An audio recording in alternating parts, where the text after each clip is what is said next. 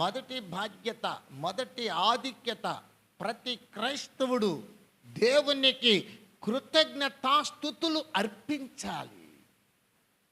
ప్రతి వ్యక్తి దేవునికి కృతజ్ఞతాస్తుతులు అర్పించే వ్యక్తిగా ఉండాలి.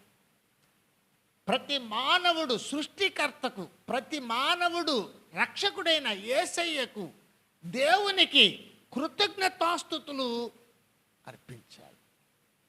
ఇది బాధ్యత, మర్చిపోకూడదు. ఎప్పుడు దేవునికి స్తోత్రాలు, కృతజ్ఞతాస్తుతులు చెల్లించాలి, అర్పించాలి. చాలామంది థ్యాంక్స్ గివింగ్స్ సమర్పించరు, దేవునికి కృతజ్ఞతాస్తుతులు చెల్లించరు, మరచిపోతారు.